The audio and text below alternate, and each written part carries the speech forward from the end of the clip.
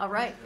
So we are reconvened as the Oregon Transportation Commission, and next on our agenda for today is an informational item, and that is an update on the Service Transformation Program, and that's the STP for the Department of Motor Vehicles. And Mr. McClellan, I'll turn it over to you.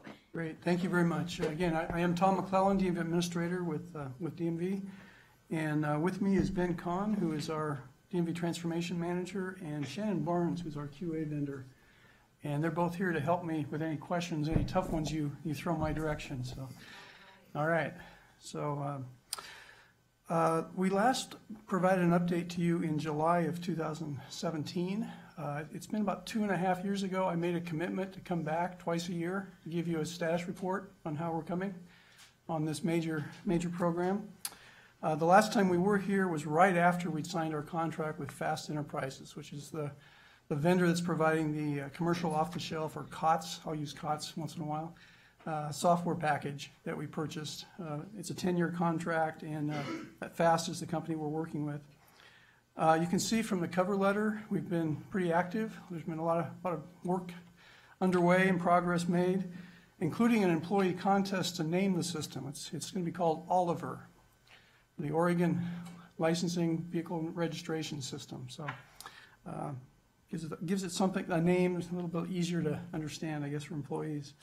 My purpose in appearing today is to present some of the findings from the program's most current quarterly quality assurance report, highlight some of the work that's underway and planned for the next year, give you an update on our spending on the program, point out some specific functionality that's included within STP, and then answer any questions you might have on this $90 million program.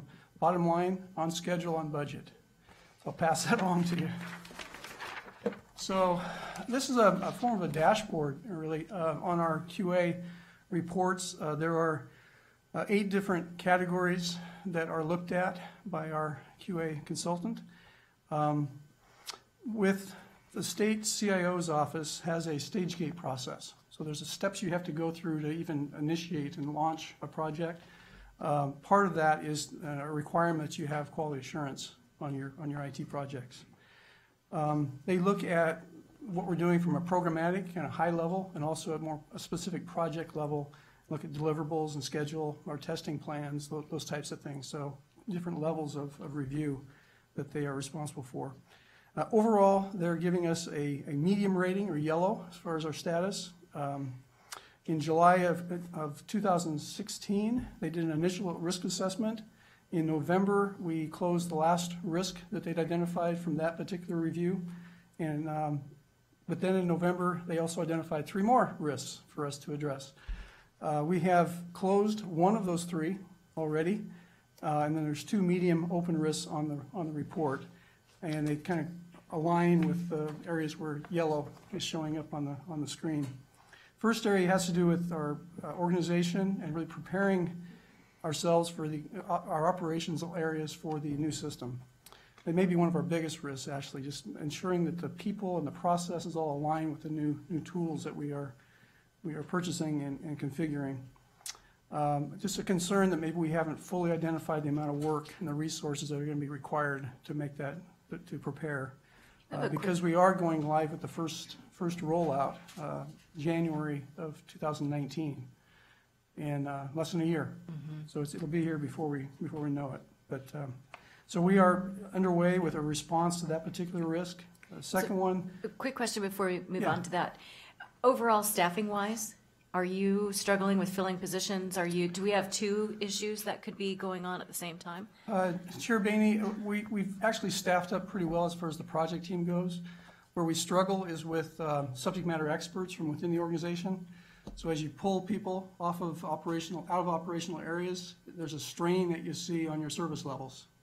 Wait times, turnaround times, the things that we typically measure as far as how we're doing. There's a stress and a strain that takes place there, definitely. The QA consultant also identified some concerns around schedule, which fits under the program and project management area. Again, not sure that we had fully identified the resources and the tasks, the amount of work required to prepare our operations for using the new system. So they're kind of related, those 2 as well. Then there were some more observations, I guess, around communication. In December, I believe it was, we made a decision, our leadership team made a decision that in this first rollout, we would not put scanning in place at the point of sale, at the field office level, but to defer that until later. It's a big change in the flow of how we do things. Made that decision, the message went out to the workforce, employees heard this. We didn't explain why. And so there was a lot of, well, was that the right decision? And did they consider this or did they consider that? So there was a little bit of reaction to that. I think we've fully addressed that now with our communications with employees. But there's just a good point, I think, that they brought up. Be sure if you make a decision, explain the reason why. And so we're really factoring that into some of our communications going on right now. What we have heard, though, from our QA is that overall, they believe our communications around STP have actually been quite good, done pretty well. So we do take the feedback, the recommendations and findings very seriously that we get from them. And I believe they would agree that we would respond pretty well, even sometimes before that something's been put to paper, we've already taken care of it, because we have a real good relationship with they're serving as an auditor, basically, in their function. So, again, many significant achievements over the past 7 months that are in the memo, but I did want to highlight a few things. We are giving a lot of attention to what's called organizational change leadership or organizational change management, really the people side of the changes that we're making.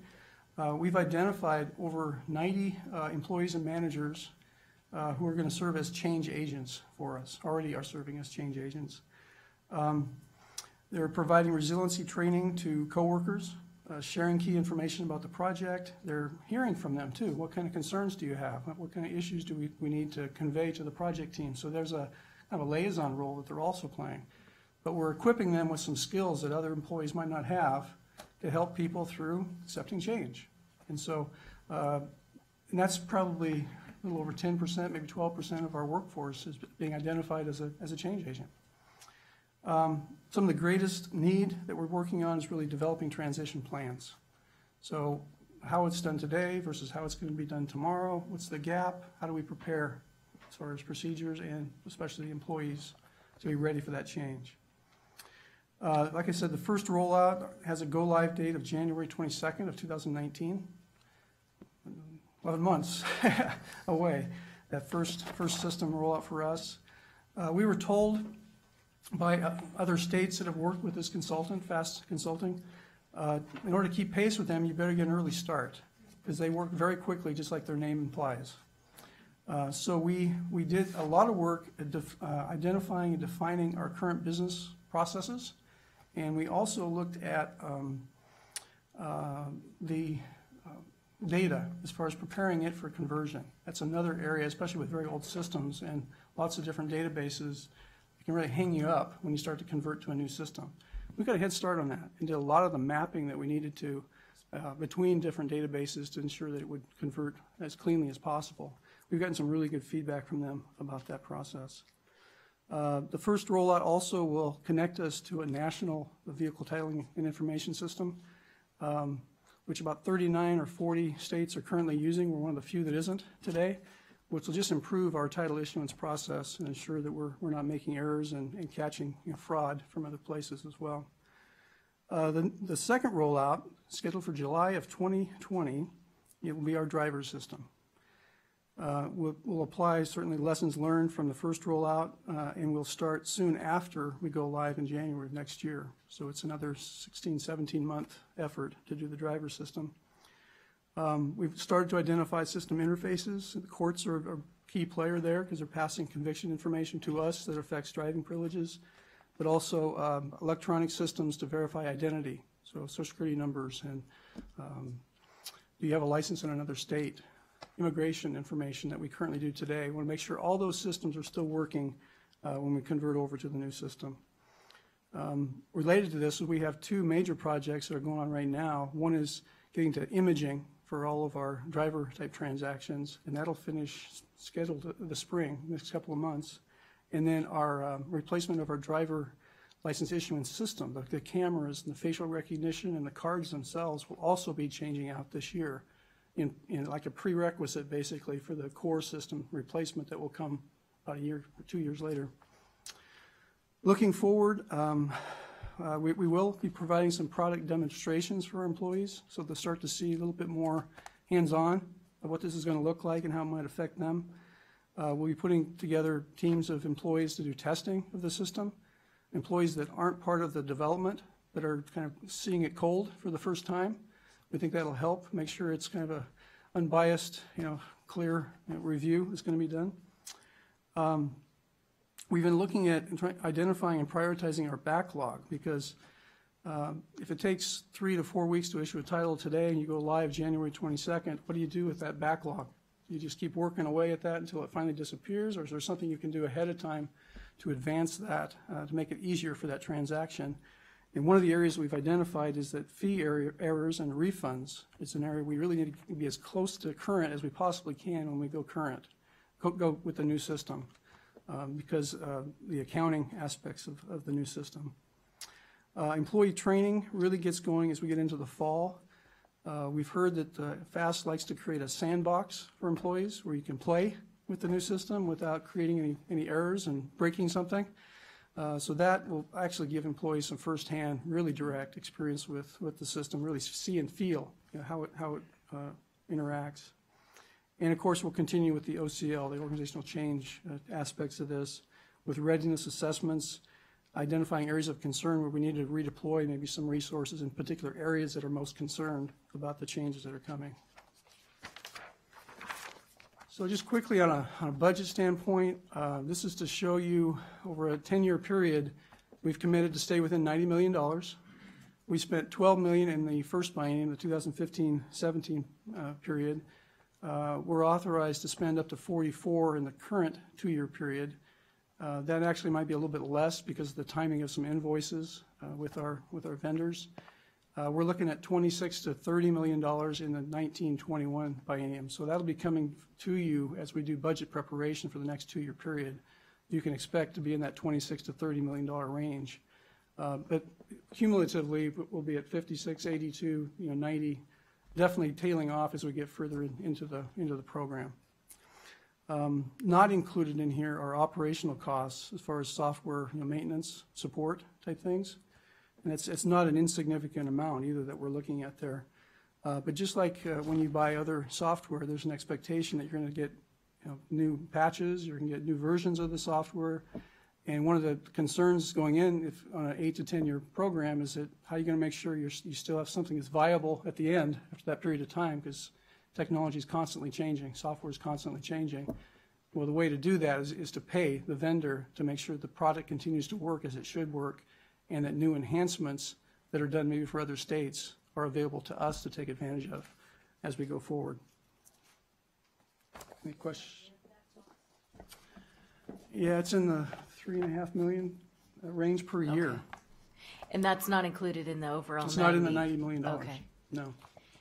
Okay. Yeah, so we're trying to make that clear too as we're talking to legislators in a Ways and Means kind of a setting, so that they understand that there's a ongoing cost associated with this and support that's been built into it. It's a 10-year contract, uploaded really on the front end. The first 3 or 4 years is really on the software, the configuration, the support, the testing, all those types of things. Then it will move into more of a support and maintenance role after that. How many years behind are we from other states that have implemented this same software? There are 9 or 10 other states that have done have used this company. Okay. And about half of them have done both the drivers and the vehicles, and the other half have done one or the other and are in the process of doing the other. Okay. Arkansas was probably one of the first, if I remember right, that has deployed this. Okay. All of them have gone with the software support. Okay. There's a gold level, highest level of support that we're actually planning to use initially. But the idea is eventually you can wean yourself back from that amount of support. You can get our own staff to understand the system well enough to support us on our own. The reason why I ask is it's good to go it alone and be out front, but on something like this, it might not be. That's so right. If we can learn from the other states and see some lessons learned, and maybe we go in with more of a bronze versus the gold, or kind of there might be some ways that we glean from other states, areas that yes, they had that outside cost, but maybe they could have gone with a little bit less. Or You bet. Okay, Great, And thanks. we have great relations with these other states, and we visited 2 of them in Okay. person, actually, a couple years ago. So program scope, 3 real areas I wanted to focus on, customer service being first. What can you expect from this system? Primarily for me is more online services being available, so you can do more of your DMV business from the comfort of your home or on your smartphone while you're doing something else. Less paperwork. In many cases, the customers will not need to fill out a form and complete it before they come to our field office. So they can go online and fill out, provide some information and never have a piece of paper submitted to us. Just everything we need in order to process that transaction could be done the night before you show up at the field office. We anticipate fewer visits, repeat visits, because people do come in and don't have what they need, and they have to go back and get something else. The way the system's set up, it kind of walks the person or the employee through what are the steps you need to go through, what documents do we require, check, okay, everything's here. We think there'll be fewer return visits as a result of that. And then ultimately faster, what I'm calling order fulfillment, the production of the title afterwards that actually goes out to the person as proof of ownership of the vehicle. Because more of this is done electronically by the person who wants to get the information right, we anticipate less special processing where something's been missed, a requirement, a signature has been missed, or the wrong fee has been paid, which actually creates a lot of work for us, rework on our part. An example of something that kind of a streamlining we're looking at has to do with, on the vehicle side, moving more of the data entry responsibilities up to the front end. And that could be the customer, it could be the employee in the field office. Today, a lot of data entry is done in our headquarters. Several days or even a couple weeks after the person has left the field office, it's then being entered into our system from headquarters. So with this, we're going to be able to move some of that, much of that actually, to the front end and get more of that information collected sooner.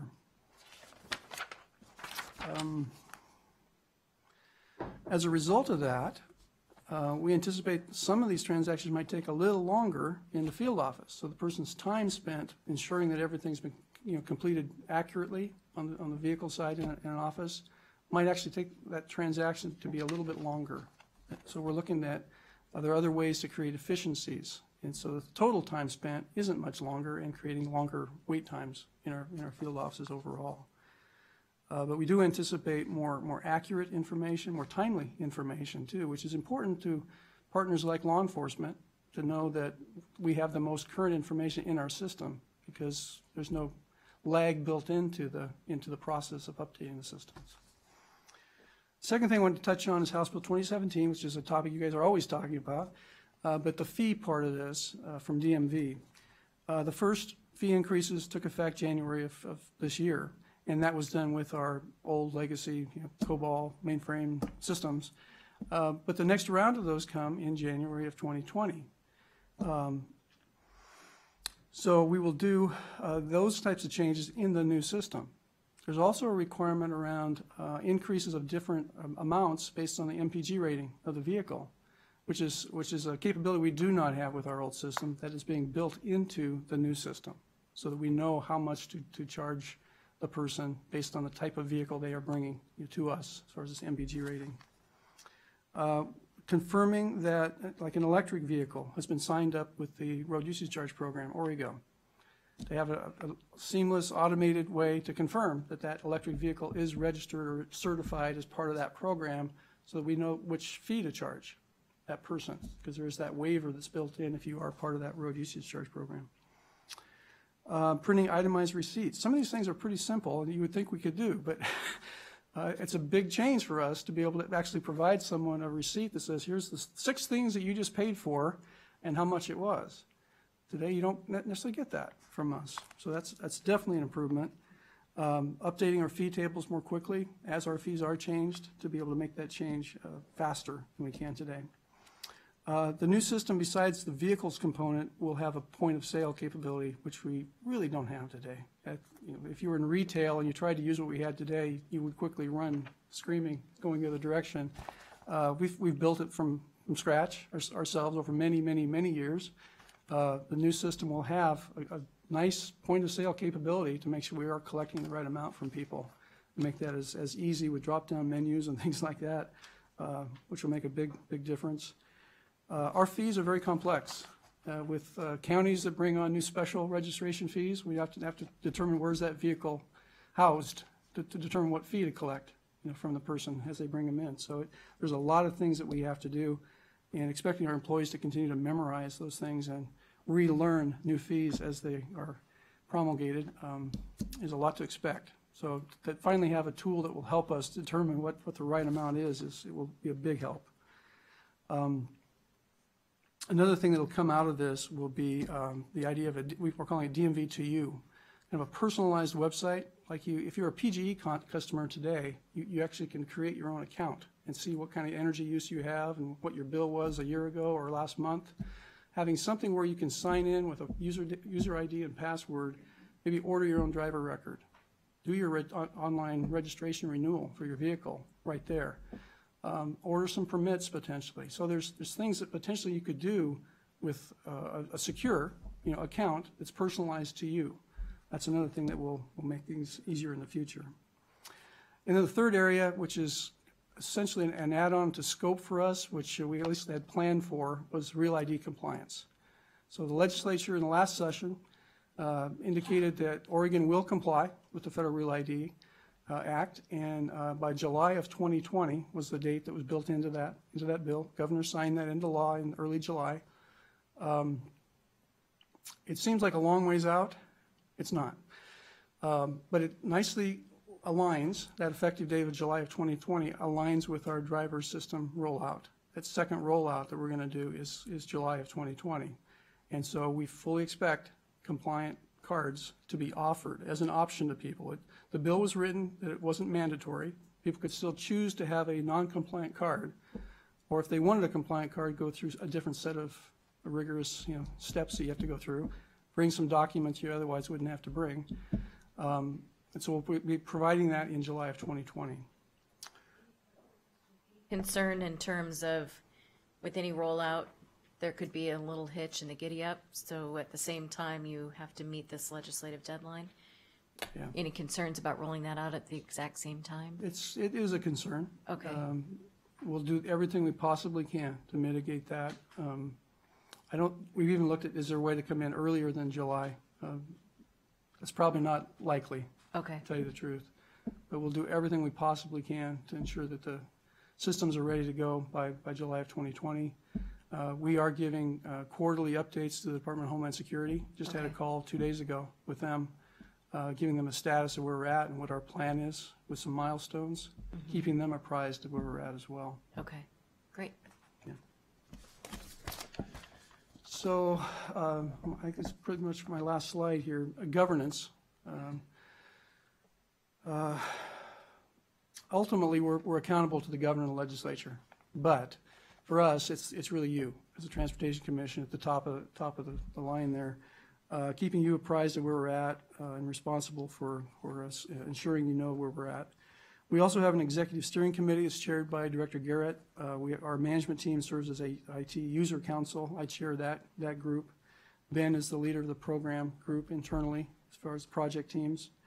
We also have an oversight task force that has 6 legislators, 2 private sector CIOs, the Legislative Fiscal Office, and the DAS Office of the State CIO sitting on that group.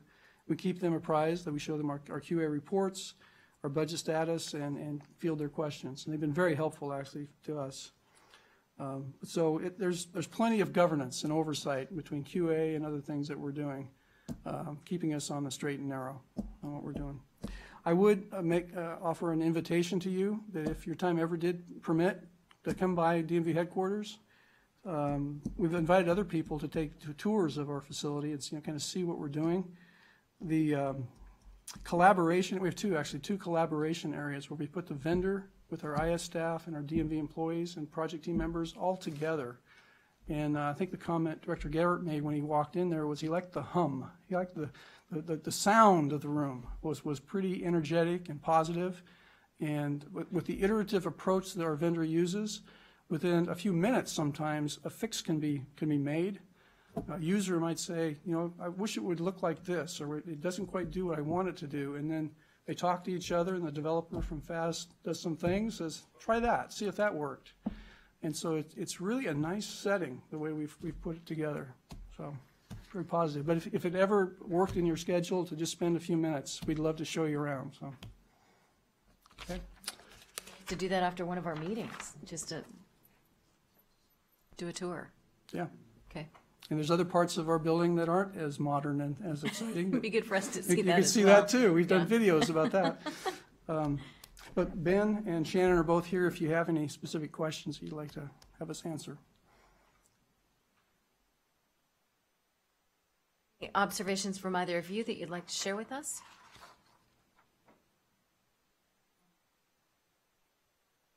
Push hard.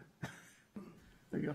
I do want to just say that this is a very high-risk project. And initially, when CSG took a look at it, there were a significant 30-plus number of risks. And as Tom said, they have closed all of them. That doesn't take away the fact that the risks continue. And right now, you know, when agencies do these projects, we look at it two different ways. There's getting the system ready, Oliver, for the people, and getting the people ready for the system. And both of those are very important. And that's where you see the risks, is getting the people ready. DMV is looking at those, but going from an old mainframe system that is very manual, as Tom was explaining, to a state-of-the-art system that is very automated. So that's where QA is right now. As Tom said, they are addressing these risks, and they're doing a good job in their communication areas. So overall, it's a medium risk, but for a project of this size and this caliber, I think that's a pretty reasonable place for them to be right now. So that's all. Thank you. Thank you. And DMV is going from the 1960s with their technology to 2018. It's a big step. A lot of other states did something in the 90s to update their systems, and we're going, 40, 50 years to address our deficiencies. And so it's a big change. It's a big change for our staff. We have lots of microfilm. We have a lot of paper right now. Getting away from that is a big change, but we are addressing that and helping our staff prepare for those changes. Please. Of the 90, so you had indicated that the maintenance was going to be about $3 million a year. So 30, is that 30? That 30% of that 90, 33, is that part of the 90, or is that going to be additional? So, Commissioner Simpson, the software maintenance and support that happens after we've finished with the 2 rollouts is separate from the 90 million.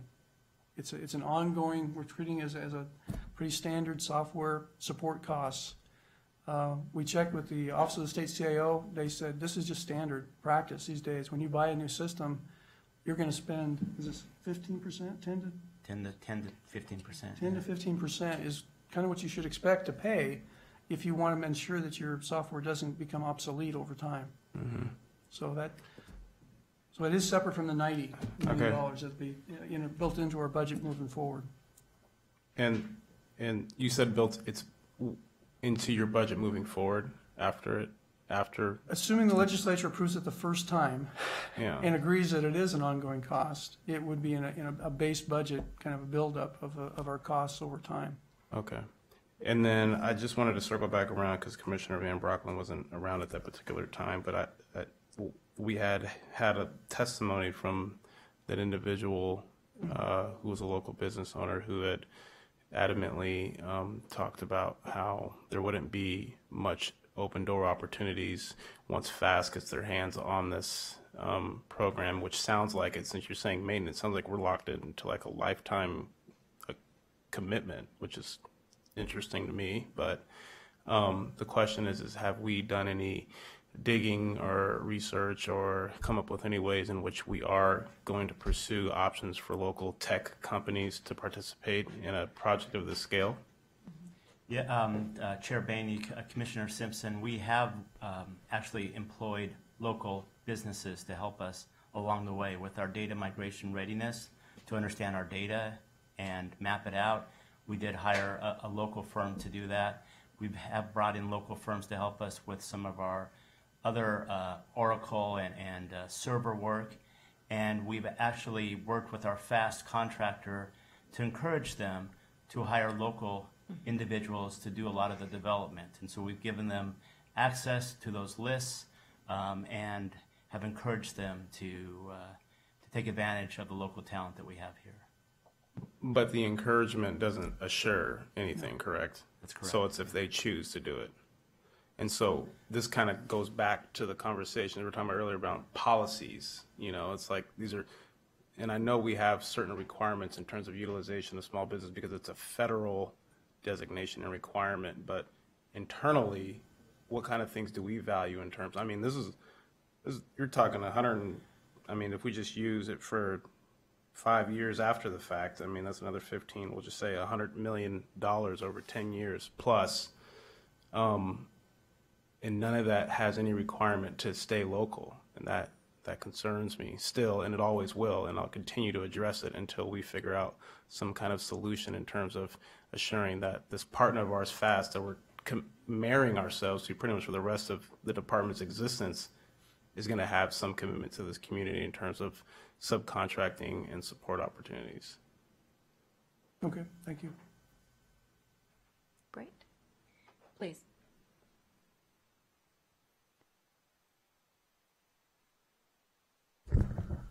I've just echoed that. I think I'm finding increasingly just in the conversations I have with people who are working in private business and are interested in partnering with the state or local government, that sometimes it maybe is a function of they don't bring the resource or they don't have the quality of experience or something like that. That's understandable, but sometimes not, and it ends up with an out-of-state vendor. And I think we really need to focus energy in ensuring that our outreach for support as we contract out and as we use vendors is looking carefully at in-state opportunities. I just think that's an important thing for us as a commission with respect to the work of ODOT and other agencies we have some influence over, to make sure that's happening as a part of that process. When there's a qualitative difference, or a functional difference or something like that, that's one thing. But if you have equal, I think in case of equal vendors, we should be hiring Oregon vendors. Okay. All right. Thank you for the update. Great to see you all. Thank you. It sounds like things are going along quite well, so I'm glad to hear that. All right, next item on the agenda, item H1, we have an action item, and that's to request the approval of the adoption of our 18-19 internal audit plan. Ms. Hartinger.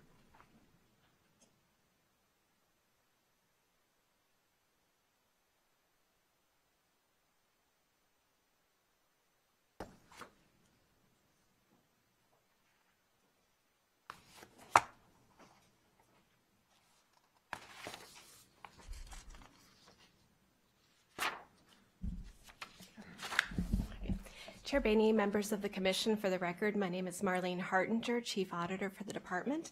I'm pleased to share 2 agenda items with you today, the first being our internal audit plan for 2018-2019. This plan establishes our work for the next 2 years. We want to thank the Commission for their input on potential topics to the plan. We received feedback from the Commission, Department management and staff, numerous external stakeholders from local, state, federal, and private entities. In total, we had over 60 interviews. While we value all the input we received, topics do not go on our plan by that alone. Our office retains the final decision on what goes on the plan. We seek topics that are mission critical, of significant impact, and auditable. We complete our own research, we leverage the knowledge we have of the department, and we wrestle as a team on the topics and their priority. Our plan is ambitious, yet we still have more topics than that we'd like to do than resources to address. If you look at the index page 2 of the plan, you will see that we have several categories of work. There are several items that we must do, such as wrapping up current audits, following up on prior audits, and some other required work. The 2 categories I'd like to highlight for you today are our planned work, which is our list of new topics, and the flexible time we set aside for management and OTC requests. You'll see our new work has a significant emphasis on project delivery, which is a priority area for the department in accomplishing House Bill 2017. Audits of STIP amendments, construction change orders, construction cost estimates and bidding process, right-of-way condemnation, and design QA/QC are all planned to start this year. For year 2, we have held reserve time for further project delivery work as we anticipate that these topics could be sizable audits or expand into subsequent areas for review. We have also, for year 2, have audits of pavement management and state highway fund use planned.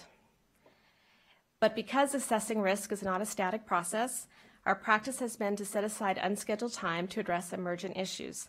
We've captured that unscheduled time under management and OTC requests. Our door is open should audit assistance be needed. We will balance the new requests that we receive with current workload and resources in determining priorities and scheduling. And last but not least, we will complete a mid-biennium update to the audit plan. This is a check-in point for us on progress and one that we will share with the Commission. We will assess the status of audits that we plan for 2018 and any impact to the schedule they may have to 2019. It is an opportunity for us to not only realign our work, but to consider whether we can bring additional topics forward into the plan. You'll see on page 6, we have in the document another list of topics that are currently not on the plan, but that we'd really like to do if there was time. The plan has been reviewed by our audit committee and is submitted to you today for adoption. Thank you, and I'd be happy to answer any questions. Well, let me start by saying it's a pretty aggressive plan. There's a lot in there. So I look forward to reviewing that information. And then this information will go into the audit committee as well for follow-up. And then Correct. Could you touch on if there are any findings of which, you know, for operating from continuous improvement, there should always be something that we're hoping to refine. But what does that process look like for us as well? Sure. As Chair Bainey, members of the Commission, as we complete audits, of course, those will come to you for acceptance. Once audits have been completed, we will continue to monitor with management in terms of the implementation of their corrective actions. We will, for most of our audits, complete a separate follow-up audit, which will come to the Commission for you when they are complete. So the real value of an audit is realized not when the audit is issued, but when the corrective actions are taken. And so that is something we have efforts around our monitoring and engagement with the audit committee in overseeing the actions taken by management. And so there's a complete circle here in terms of our work. Okay. And do we also operate from that maybe it isn't a corrective action, but it's a recommendation or something where just a refinement that could benefit the process, but not necessarily a must-do? Does that kind of activity occur as well? Sure, Chair Bainey. Yes, if there's always suggestions for improvement, as oftentimes they are formalized into audit recommendations, but sometimes they're verbal to management, and so we are looking for those opportunities, not so much just ensuring things are in compliance, but wanting to make improvements to operational efficiencies and improving processes, that kind of thing. And so, again, oftentimes they will be captured in our recommendations, but again, it's certainly something we will communicate to management. Great. Please. Hey, Marlene, on page 6, it talks about the risk areas not included in the audit plan, and I know we had brought this up, and I spoke to Angela about this as well in regards to the civil rights use of federal funding and the challenges with the particular programs, particularly I believe maybe it's just the department overall. But I know there was an audit, and they said that it needed some more work. But when I look at the list of the interviews, it doesn't have any stakeholders or constituents of the department that represent disadvantaged business enterprises or minority business enterprises, which are the essentially components of that Title VI CFR federal regulation. And so I'm just curious why they weren't reached out to. Groups and agencies that represent those populations, given that this is still a risk area. Chair Bainey, Commissioner Simpson, so you're correct in that list. There's not a specific call out to that. We did incorporate in terms of our internal civil rights program, Federal Highway Administration, in terms of getting their feedback on that particular issue, was brought forward from our federal partners. But I appreciate the feedback in terms of highlighting those specific DBEs, and so that's something we can take for next time to include in our follow-up with those folks and getting input on our process. Great, thanks. Okay, so this is an action item of approving the work plan, and if something were to come up between now and 2019 and we wanted to adjust the work plan, is this a living document or are we signing in concrete today? Chair Bainey, it's absolutely a living Okay, document. very good. All right, I would welcome a motion. Chair Bainey, I move approval of the audit work plan for the years that we show. 1819? 1819, thank you. Yes. Bet. Further discussion? All those in favor? Aye. All right. Motion carries. Great. Now, next item? Thank you. Yes. I'm pleased to share another item with you. This one is our AASHTO peer review results. So every 3 years, our office undergoes a quality control review by an independent team of peer auditors. This time, auditors from Montana and the Department, the Montana and Nevada Departments of Transportation were here in November to complete that work. Auditors assess our compliance with government auditing standards by looking at our internal control process. It's a comprehensive assessment which involves seeking feedback from our stakeholders, including oversight officials, audit clients, audit staff, and users of our audit reports. It also involves a deep dive into our records, such as our audit policies, our audit manuals, our audit working files, our independence documentation, and our training records. And as auditors, of course, we appreciate the opportunity to have this independent review of our operations. We also get to experience being audited, which we appreciate as well. The thoroughness of the peer review team's review and the constructive insights they bring are valuable. While they offered a few minor suggestions that we will be implementing, the peer review team found that our operations are in full compliance with the standards. They gave us the highest rating, which is a pass. And this rating validates the quality of our work, the professionalism of our staff, and continues the long-standing history of us passing our peer reviews. And with that, I'm happy to answer any questions. Well, I think we should rename it Stellar instead of Pass. I think the integrity of this work is critical, and having that confidence and trust and knowing that the process is working and that you have an opportunity to really see that reviewed and presented to you. So let me just call it stellar work instead of just getting a pass. But that's quite a wonderful signal of the work that's being done. So, and recognition. You bet. Okay. Other comments or thoughts? Okay. Congratulations. Thank you very much. Yes, you bet. Does that go on a wall? I wish. Okay. Well, Pass just doesn't quite look so, we'll make a stellar Checkbox, award. okay. Yes, exactly. All right. Great. Well, Thank you so much. Great to see you. Thank you. Next item, we will have a presentation on project delivery and also seeking some input on key decision points for the STIP amendments and construction authorization. Mr. Mather, great to see you. Turn it over to you. Good afternoon, Madam Chair, members of the Commission. Paul Mather, Highway Division Administrator. With a little bit of trepidation, I'm gonna step into talking about our project delivery process with you. Over the last several months, you've had many questions of me and our region managers over the changes and amendments that we're requesting to the STIP. And I think it would be helpful as we talk about those amendments to take a little time and just talk about our process. I also want to, in my presentation, share with you some of the things we're changing in our process.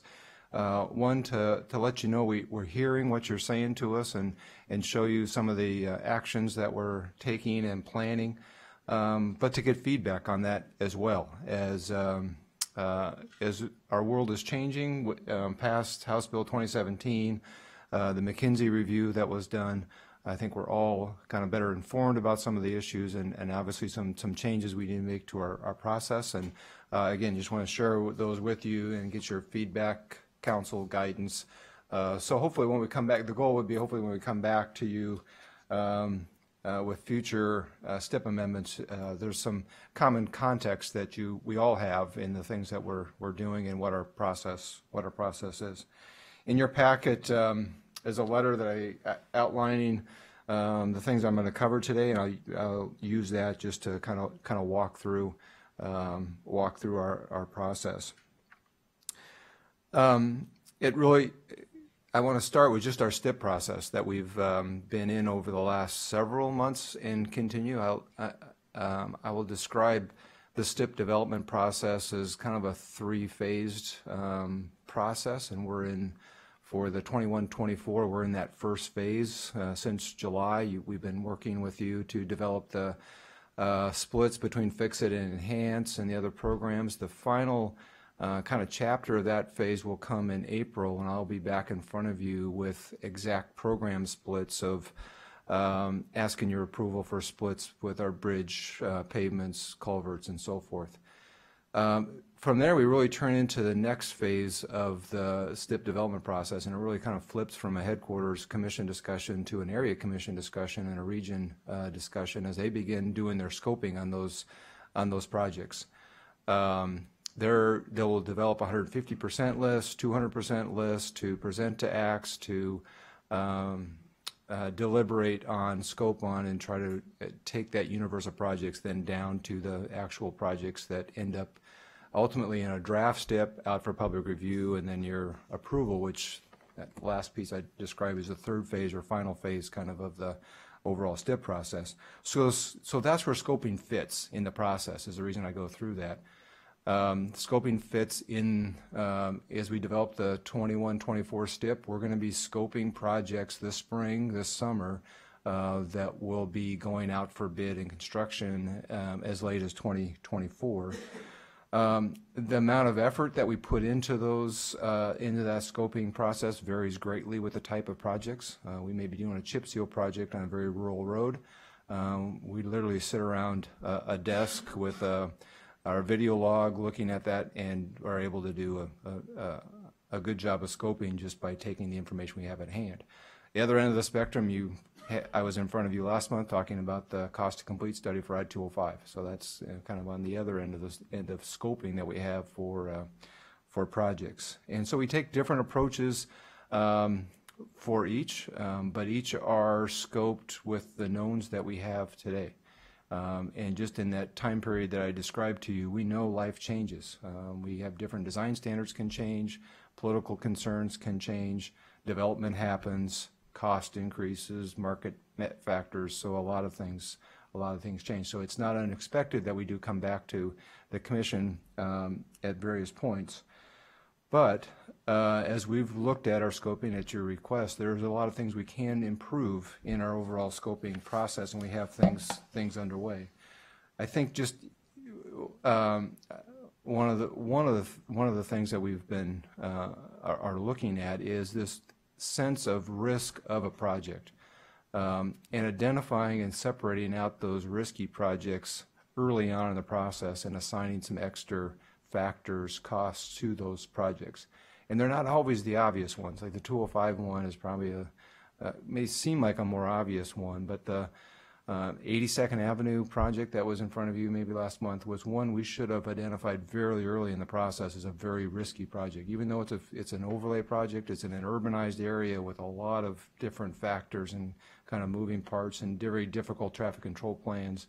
And even the one that we were also in front of you, I believe, last month with the project on Highway 97 with the bridges and so forth, and just the sequencing of that project and how that was, those are ones that we should have identified very early on and assign some additional risk factors to.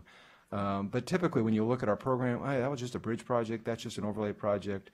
Sometimes I think we're missing those things. So we have a team of folks that are developing some criteria and some process for our scoping teams to better identify those not so obvious, at least on paper, risky projects that we can identify early on.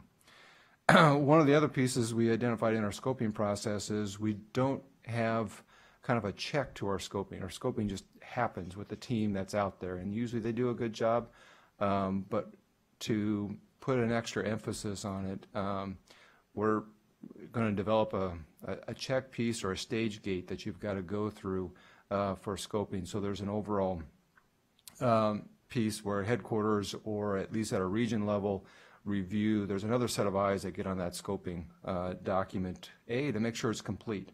As we look back through some of our scoping projects, our documents, not all of them are as complete as they should be. And so I think that's the first box to check, is just to make sure they're complete, make sure they're identifying the proper risk factors, and we're going through those proper steps that we should.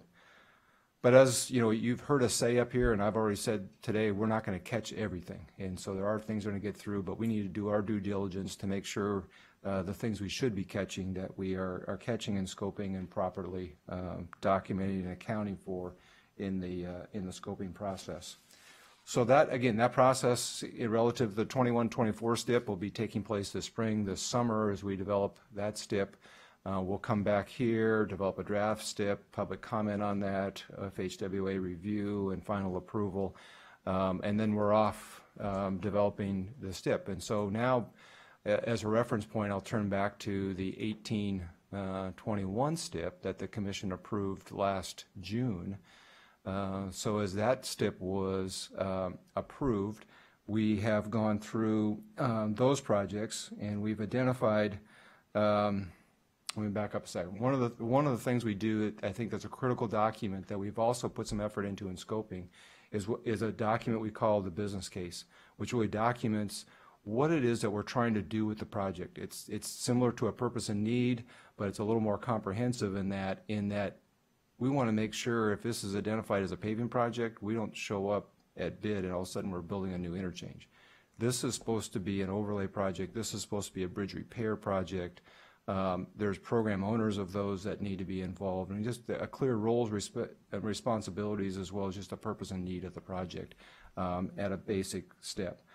When we get to the project development stage, we take that to another level, and we develop a document called the project charter. And at the project charter, we assign resources to the project, and we get more specific around whether the project is going to be outsourced, whether we're going to do it with inside resources. We assign a specific scope, schedule, and budget to the project. One of the improvements and enhancement we want to make to our process is to use that original project charter that documents the original scope, schedule, and budget, track that all the way through the process, and have performance measures for ourselves that track back to how are we doing relative to the original. We have a change management process that's in place because, again, we know life changes as we go through that, and we bring program owners around the table, and we make very conscious decisions. If we're going to add scope, take scope away, budget, schedule, we not only understand the impacts of that project, but the impact to our overall program, impact to our staffing issues, our delivery issues, timings, everything else. So we bring a broad group from across the department through a change management process to document any changes to that. But again, we want to use that project charter as that base document to track our performance going forward. The next major milestone we get to is a milestone we call DAP, or it's Design Acceptance Package. This is about 30% design. If you look on the chart that I've got in front of you there, it's at that kind of bottom bin there where it says Design Acceptance Package. That's, from a designer standpoint, that's really where scoping stops. We've been, up until this point in the process I've described to you, we've been in a process of discovery. We've had surveyors out there. We've learned more and more around this project. But at this point in the process, we develop a very specific design acceptance package in the process, and is really kind of a stake in the ground or a shift in the project where we turn from this discovery process now more to a production mode of really producing a set of plans, buying right away, really setting a project in motion. So we're going to build in a stage gate at this point in the process as well to get, again, another set of eyes on that design acceptance package outside of the team that's working on it, to make sure it's complete, but to make sure things aren't missed.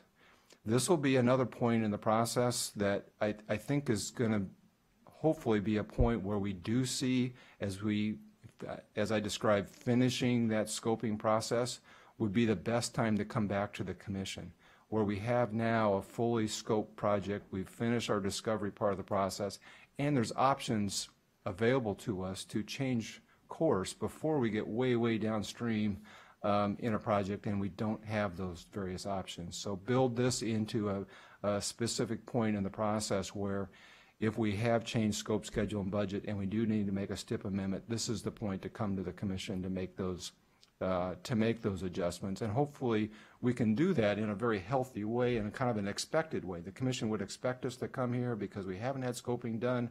We've had this kind of pre-scoping we've done during the STIP process many years now, maybe have passed till we get to this point.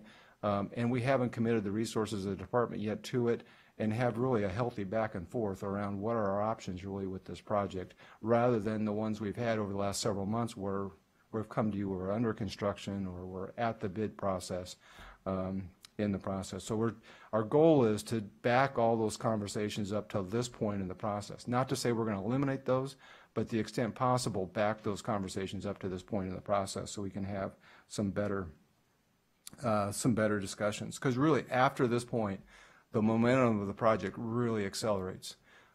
We start buying right away, we start relocating utilities, we start having very specific conversations with landowners, adjacent property owners around the impacts of construction, engaging the construction community in various construction techniques, so forth. So the momentum of the project really accelerates here through what we call PS&E, or a plan specs and estimates process, which is a formal federal adoption of the project. Then we go out to bid with the project, and then are under construction.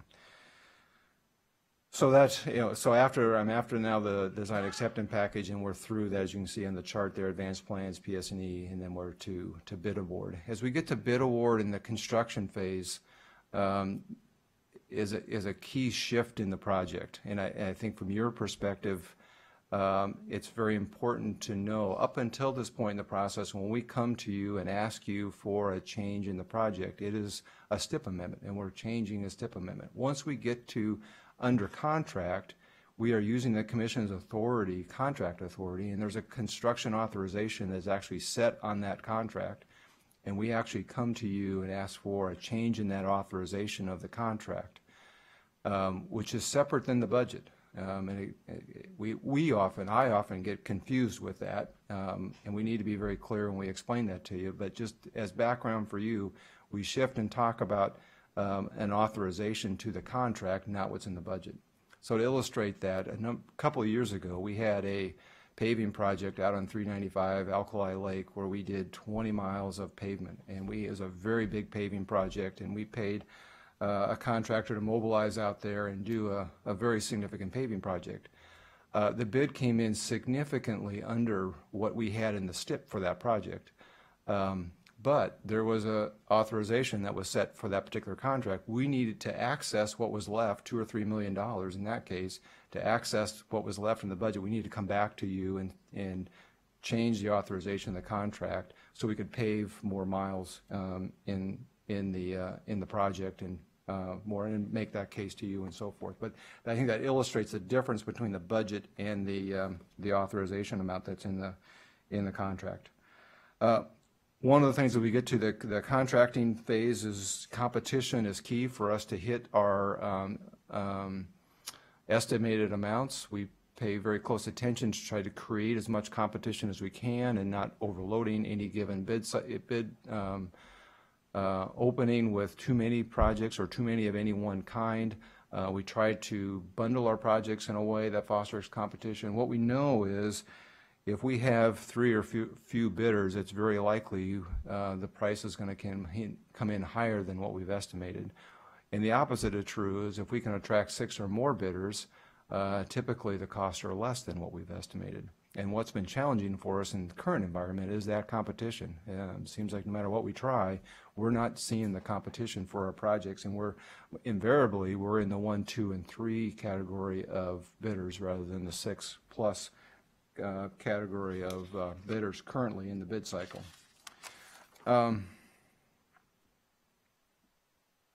One of the other things that it's important to note, in our construction contracts, we have built-in performance bonuses in our contract, and we've also built in escalation for various materials.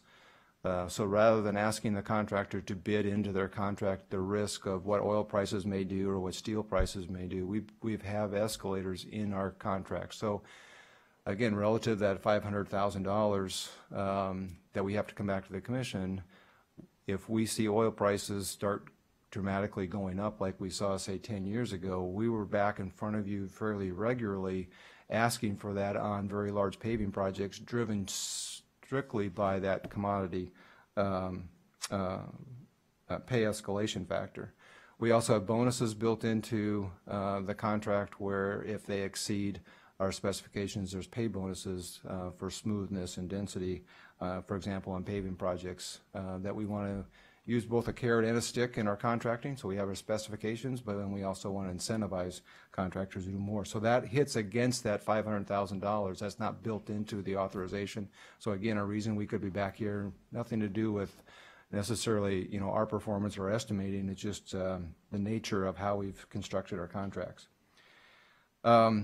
In the documentation I shared with you is a database Secretary of State in 2017 did an audit of an aspect of our bidding process, and when they did that, they pulled together every one of our contracts from 2011 through 2015, over 400 projects, and it gives you a sense of scale of the amount of contracting we do and just our performance on those. It's the same data set that McKinsey used to make some of their evaluation last year as well. So as you're talking about delegations to the department, 25% or $500,000, that exhaustive sheet gives you that kind of data set of where we've been over the last several years. I guess just to wrap up before we get maybe some questions, just know that we've been listening to you as we've gone through our various TIP amendments. We've been listening during the House Bill 2017 discussions, and obviously engaged very much in the McKinsey review, and know we need to make changes to our process. It's a very long, complicated, complex process. We have a number of teams that are working, one very specifically on the scoping question that I just talked about, and another team working on some of the other pieces. We've already made significant changes to our business case that I described to enhance that. One of the changes that I've made is in filling the technical service manager. So the technical service manager is, for those of you who've been on the commission for a while, Tom Lauer was most recently in that role, and before that, Kathy Nelson. As we've filled that role, we've split that into two different functions. Its function as a kind of the headquarters, the head of this process that I described, the project delivery process, and then there's a chief engineer role that's in statute and also from a quality standpoint. We've split those into two different roles. We're in the hiring process for those. David Kim has been named the statewide project delivery manager, and we're going to have interviews next week for the chief engineer. So we'll hear more from both those positions. What I've laid out for you today are the expectations and kind of the work plan for both those two positions to work through and develop the changes that I've described. So I think I'll stop there, and maybe we can answer questions or just give me some feedback on what I'm describing. Is it kind of hitting the mark for what you're looking for, and changes and enhancements to our process, or whether there's additional questions? Lance, please, Commissioner Brown. Thank you, Paul. I mean, it's always good to be reminded. I think it's a 4 to 6 year time frame for you to say today what it's going to cost 6 years from now is never realistic. So finding those ways where we can allow you to check in and adjust, I think are very important. I think we see things go up and down. It'd be great if they went down more than they went up, but in our reality, that's not going to happen. So those onesie-twosie cases a few years ago when we were under scope or under budget, and the scope remained the same, and we were allowed to do more things. I would look for those to come back, but probably not in years in my working life. Yeah. So, but looking for those gates or those checkpoints where you can say, here's where we are today. Are we still going to move forward with this project?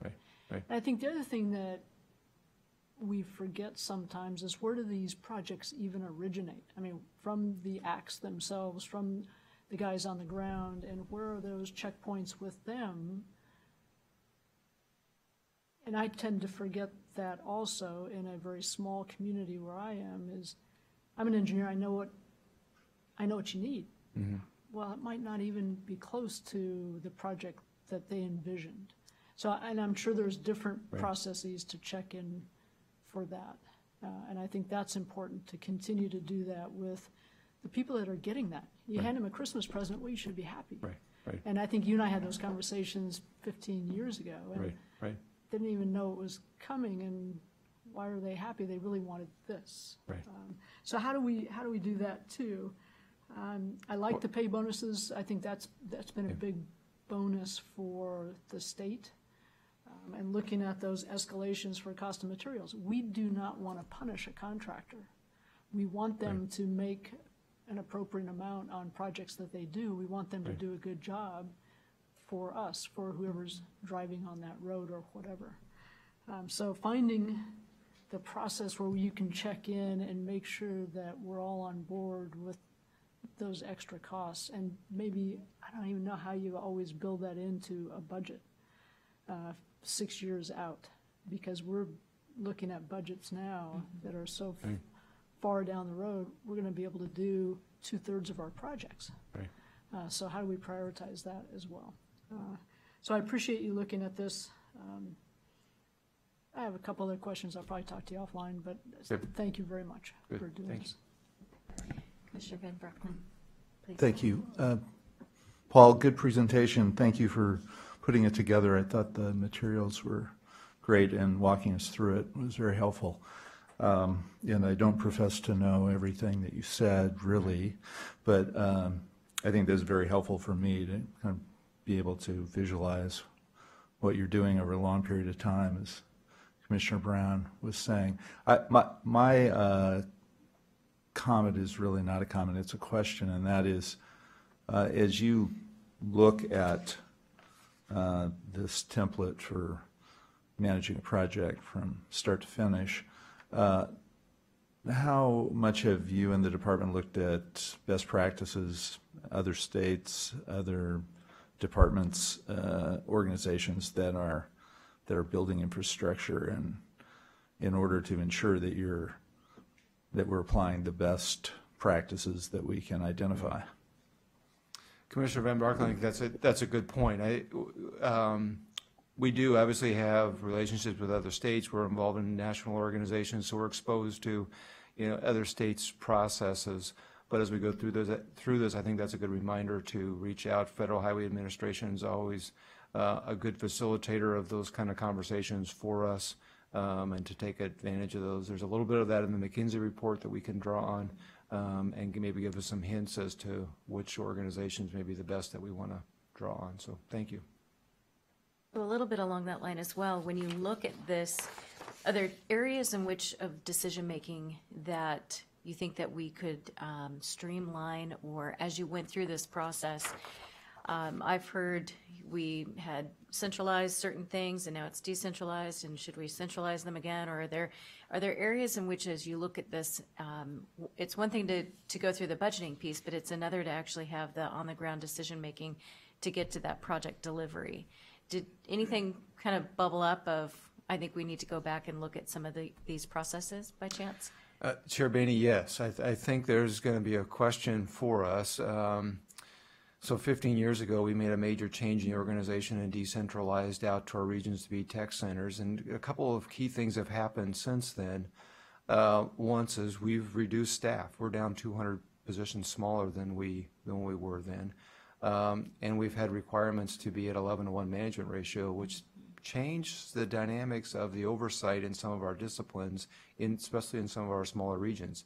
This has come to light as we are working with Federal Highway on the follow-up review of our geotech, which you're going to be seeing here in a few months, but we've had some draft reports from them already, and that's one of the areas that was kind of highlighted for me, that we've got to look at, especially some of our smaller disciplines like that to make sure that we've got the right oversight and the right technical competency and the right quality. And that's part of what the duties of the new chief engineer position is going to be, is to really wrestle that question. So I think it's not necessarily a question of do we centralize or decentralize, it's how do we find the right fit for the discipline.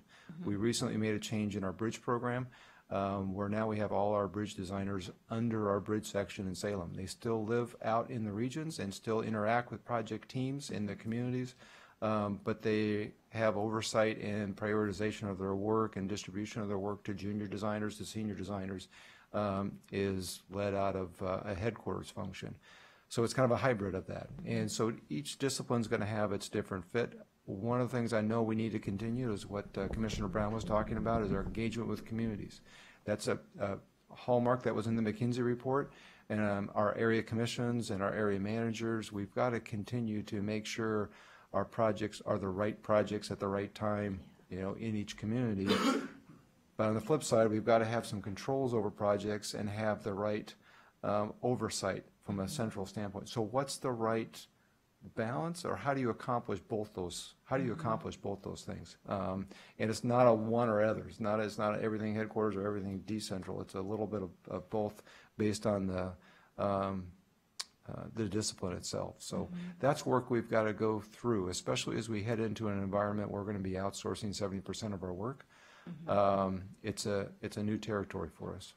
And I suspect with a lot of the hiring that we're going to be doing, and we are experiencing a fair number of retirements, which with that goes a lot of historical knowledge and intellectual capital. So how do we bridge that together also for individuals who are entering into careers and those exiting as well? So an important piece. Please. That was the point I was going to make, which is when you start talking about projects that are several years out, do your senior project managers have succession plans in place? Does the agency have succession planning in place so that we, particularly on the larger projects, more complicated projects, that we're not, it's not just people who know how to bring a project forward, it's people who understand all of the history of how the project got to midpoint, wherever in this diagram it sits, what those conversations were, what the arrangements were, what all of that, the history often on projects, it's my impression, is huge in terms of actually completing them. And if you lose that continuity, you can lose time and you can lose buy-in. Right. Yeah. Obviously a challenge for us. One of the things hopefully that will help us is technology, as we now have filing systems that are, we're able to share the same set of files in the same project kind of uniformly across the organization, which should help with that, but it's still something very much we've got to pay attention to. Great. Please, Commissioner Brown. So one thought, just, and I'm sorry to think out loud because that's always dangerous, but years ago we used the fund exchange program a lot, and that helped us speed projects up. I know there's some concerns on oversight and did you really spend the money on the project you said you were going to spend it on? But is there a way, in the fund exchange is converting dollars to local rather than using just the federal? Because the federal process for small cities is cumbersome and long. Can we do or look at more of that opportunity to perhaps help those smaller? Commissioner Brown, that's probably something, since just before you were on the commission, we made a significant change in fund exchange, and essentially we're out of the federal aid business for communities, specifically the size of Ashland. Some of the TMA areas that receive direct federal funds, we have a little different relationship there, but if outside of that, we've gone to largely a fund exchange program. And exclusively? Yeah. Okay.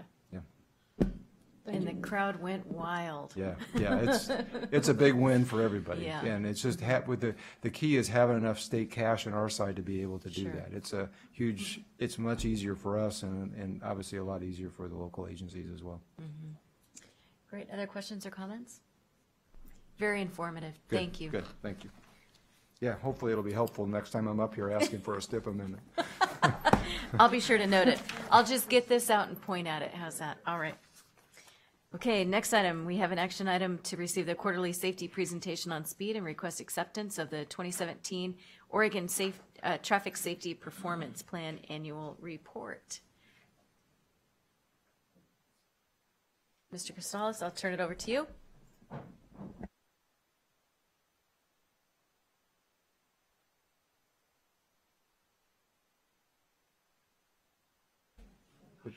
Okay. Good afternoon, Madam Chair, Commissioners. My name is Troy Costales, Administrator of the Transportation Safety Division for the Oregon Department of Transportation. Appreciate your time this afternoon. It's a two-part presentation, one request and one information sharing. The first is asking for your acceptance of our 2017 annual report. This is a document that complements the beginning of the year when we put together our highway safety plan, and this then says, how did we do? What were the performance measures? Did we meet or not meet? How did we spend the money that the federal government has passed on to us for highway safety, that you've approved to put into the program, the legislature has given us at the state level? All of the funds, 21 different fund sources that come into play through the safety division, and what projects did we fund? So that is the formal request in relationship to that. And then moving on to the next piece of the conversation is to share with you just a little bit about what happened during that year. One particular call out of a program area, which Madam Chair, you mentioned in relationship to speed. Over the past couple of years, many of you may have seen or heard in the press about the fact that fatalities, not just in Oregon, but nationwide, were going up. And when we moved into beginning of our 2017 conversation, that document and this information started in late 2014, early 2015, at the beginning of that increase in fatals.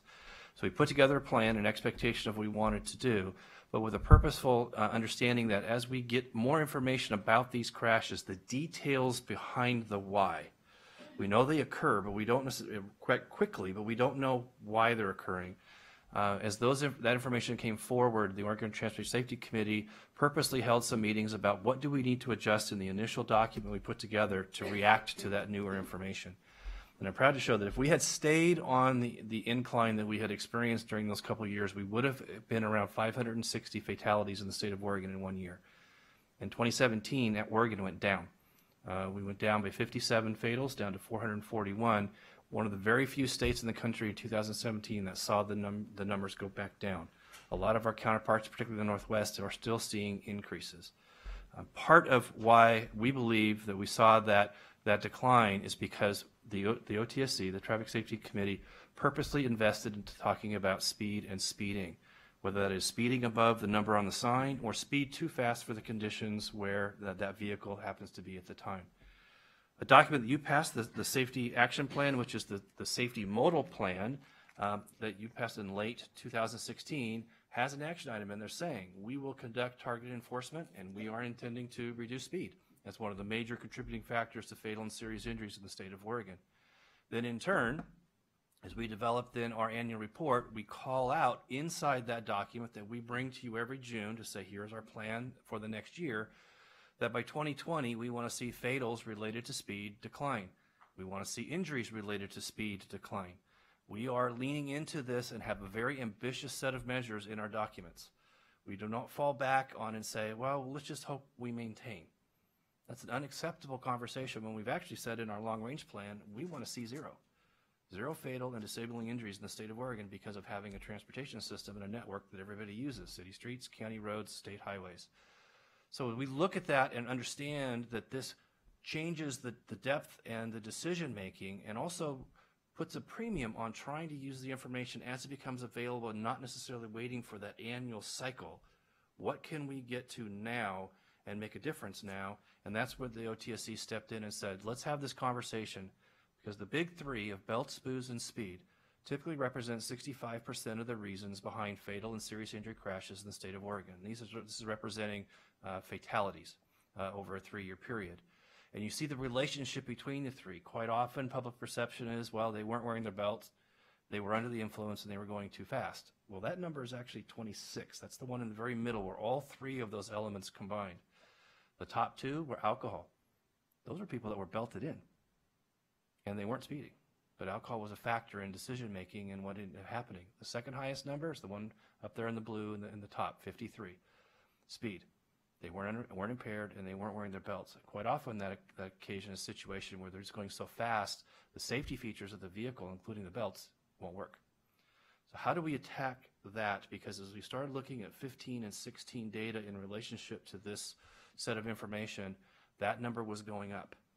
And so the OTSC said, we have a belts program, we have a car seat program, we have an impaired driving program, we have a program related to other drugs, in particular related to marijuana and opioids and driving.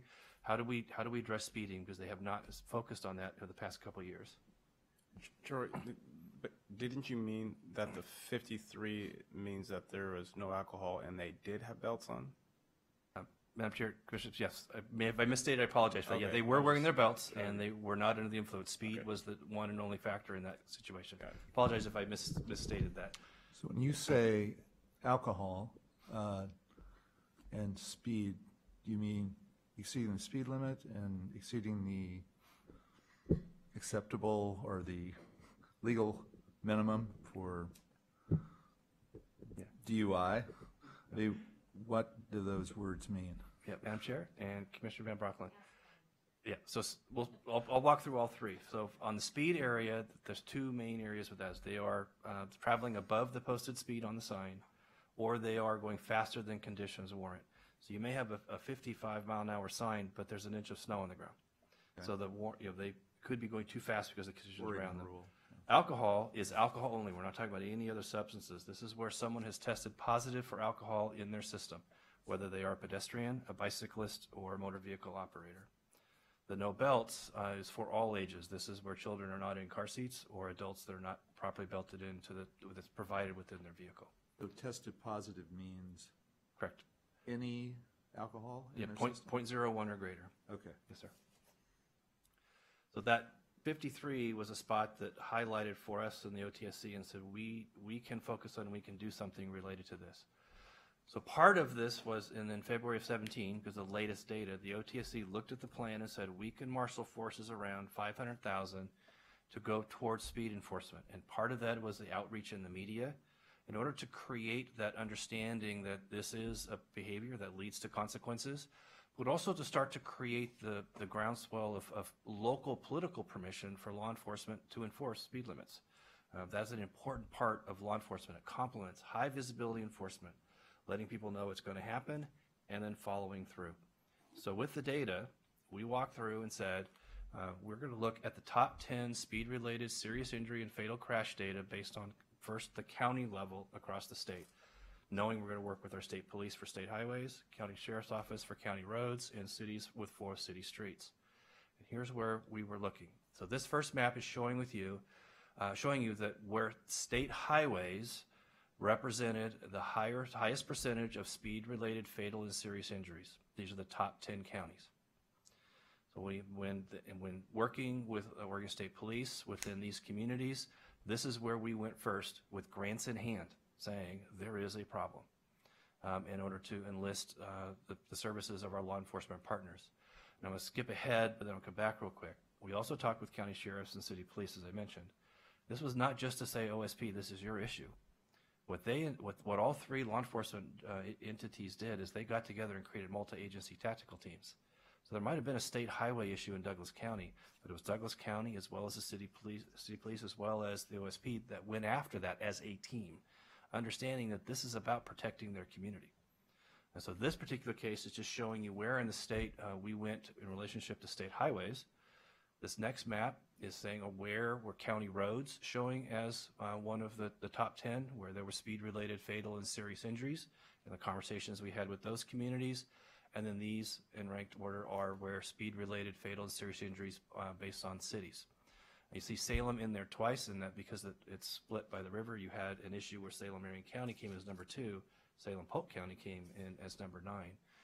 So we worked with those law enforcement agencies to put in place grants with these organizations. This also is an interesting thing because, and you may see this in your daily life, but also for those of you that have other public responsibilities that you hear it across the street, the Capitol, we don't have law enforcement. Sometimes in the world of traffic, law enforcement thinks you have to have a specialty pen or some sort of training, and you do if you're dealing with drug-related enforcement or child passenger safety-related enforcement, but not speed. all officers, whether they're detectives, whether they're dealing with school resource officers, whether they're dealing with fish and wildlife or traffic. Speed is something they come out of the police academy as being trained and certified in. This was a way to enlist more forces from law enforcement engaged in doing traffic than what we typically will deal with, because we do specialty type things. You don't have to answer this question, but if you see an officer side of the road, there's a particular action you probably all take instantaneously without thinking about it. This was also about presence, having law enforcement within these communities where speed is an issue, be able to be visible and be seen, and hopefully have some officers in different places that may not have been working traffic in a while get that bug and potentially look at how they can have an impact on the safety of their community within these counties or within these particular communities. And the community itself jumped in via Facebook, Twitter, Instagram, and I don't know all the other particular acronyms that go with that, but the community stepped up and said, we see our officers out there, and they're out there for us and for a reason. And so they got a lot of community support as well. I would submit to you the last half of last year in 2017, and it's something that PK may share with you as you deal with some of the upcoming performance measures. If you looked at 2017 compared to the last couple of years, as we were tracking over throughout the year, and you get into around the summertime, you see 2017 start to drop below. That's where the numbers started to go down. This was a program that was in place at the time. I put a lot of stock in that this did make a difference. It helped a lot of other areas too, had some synergistic effect.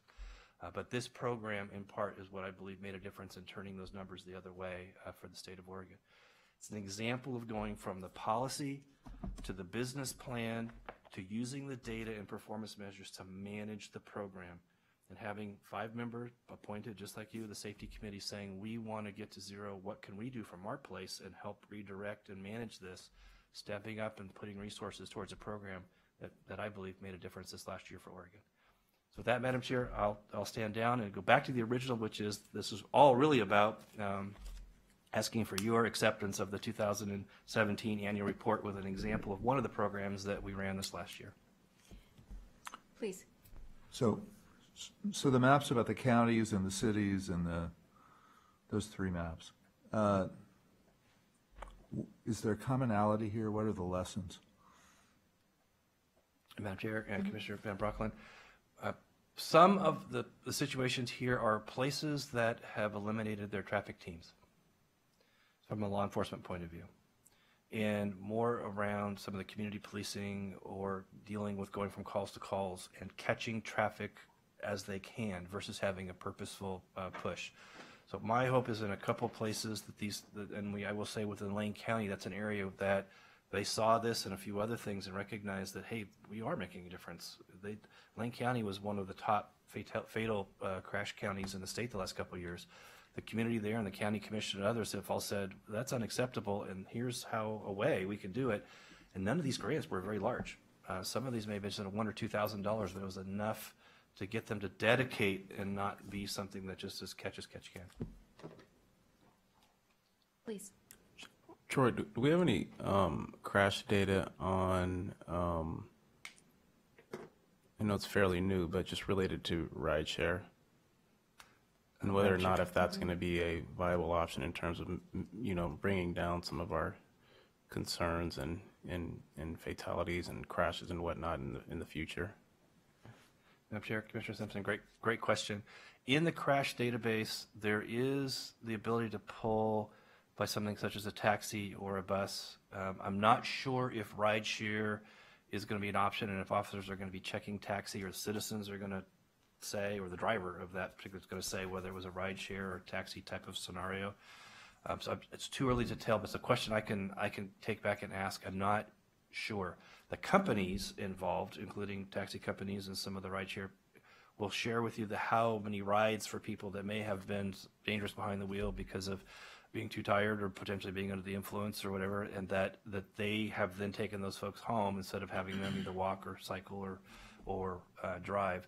So they present that publicly about how they've made a difference. From the crash point of view, I'd have to see if we're going to be able to even answer that question, because it depends on what's on the form from the driver and from the officer, and depends on what's in the database. Can we pull that out? I don't know yet. Yeah. Thanks. Troy, thank you. these are great presentations, and it's nice to have you have a smile on your face and show some positive data and some positive results, and I want that to continue. One of the things that I see a lot in my small community, and I would expect others, we get lots of the phone calls. People are barreling down the roads. What can we do? And I know here's your speed signs. They're fairly expensive for small communities. I don't know if there's an opportunity that we can look at a mass purchase and try to get people then to buy back. But they're $3,200, sometimes more than that, for the speed signs. And so that's just a quick question to help spread that around, and if there's a way that we can get that a little less expensive so that other communities can use them, share them. I'm not sure that every community needs to have 100 of them, but if we could find a way that we could do that to share that knowledge of speed. Then my second, unrelated but related, CNN did a study just recently on drowsy driving and how that was one of the top nuances for recent concerns is drowsy driving. I would have thought it would have been substance abuse, especially around marijuana and legalization in several states, but drowsy driving seemed to be their big issue. And I don't know if you've tackled that yet or not. Thank you. Madam Chair and Commissioner Brown. To your first question related to equipment, your speed is signs. We have dipped in and out of that over time. What we try to do is, because there's not a lot of money here, 500,000 may seem like a lot, but when you deal with 3,500, you're spot on related to what those signs are, portable compared to some that go on a pole. We will go through training, we'll do time for law enforcement, we'll do equipment, and we try and rotate through those because different communities may have different needs. And so the equipment's been made available at times, and we have had those open and through our region safety coordinators, which in your case would be Rosalie in Roseburg, would work with local law enforcement, local public officials about is there places that someone may need one, but then put that premium on it. As you said, it's for the area. It doesn't stop because of a magical line at the end of the street where you're no longer in the city. Work with the county because there may be a need around a park, a school, other places. So that we've done that over time. We've done quite a few. I'd say dozens of those that we've helped grant 100% from our funds to the local communities. But we will rotate through those again. I guarantee you that. That's part of the platform of what we work on for this area. Drowsy driving, it's rather interesting you bring that up because it is an area also in the long range plan that's brought up. We have purposely stepped into that conversation for our current 2018 programs to start looking at what is out there. I will share with you the difficulty of drowsing. You can't test for it. That's one of the hardest pieces when someone said that they fell asleep or they felt they fell asleep. There's not a way to go through unless you have video in the car or something along those lines, which someday we might, but right now you don't have that. And the countermeasures are also difficult. The officer sees or a citizen sees the behavior of the pedestrian, the cyclist, the motorcyclist, the motor vehicle, what they're doing, and the officer makes that stop. And then more and more officers are now being trained to watch for medical conditions, what are called medical rule-outs, because it may not be a substance, it may be a medical reaction, it may be a drowsy situation, then what do they do with it? And pull in medical professionals. If they aren't certified themselves, they might pull someone else in. It's a tough one, and I agree with you. It's one that's identified, and some of the studies have been based on some assumptions and what if, what abouts, time of day, when it occurs. One program we've done in the past, particularly with shift work scenarios with employers to think about how are people being sent home, particularly those that may work during the evening hours. And do you do some things with them to make sure they're awake before they go home? Are there ways to stagger start and stop time so you don't quite bring that? It's a hard one to get your hands on, but it is one that's out there, but tackling it becomes a little bit tough. So we got to figure out a way that when you fall asleep that your seat gets jolted. Yes. And have that A slight electrocution shock or something. I mean, that, Yes. after driving 4 hours, I can attest to some of those things myself. Yes. Okay, so we have an action item in front of us, and that is to accept or adopt, approve all of the above. Madam Safety Chair, I plan. move to accept the 2017 Oregon Safety Performance Plan. Okay, further discussion? All those in favor? Aye. Aye. Okay, motion carries. Thank you very much.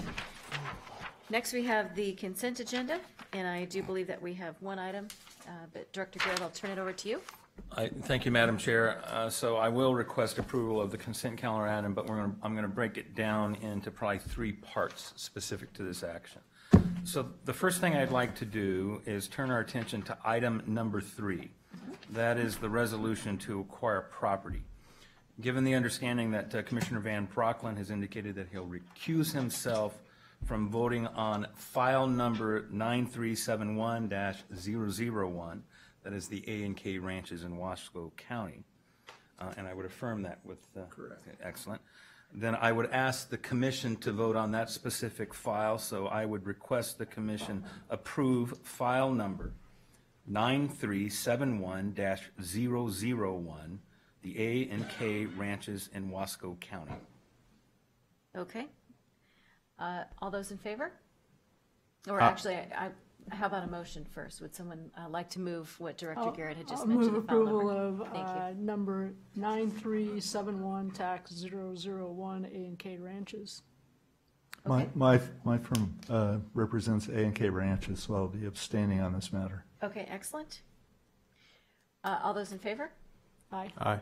And an abstention. Abstain, yes. Okay. Excellent. Thank you, Excellent. Madam Chair. And with that, staying with the item number 3, the resolution to acquire property, I would ask the commission to vote on the remaining files embedded in the document. Okay, I would welcome a motion. So moved. All right. Further discussion? All those in favor? Oh, please. Just item 3. That's correct. Okay. We only took out item 3. That's- Yes, correct. All right. Just want to make sure. Okay. Any further discussion? All those in favor?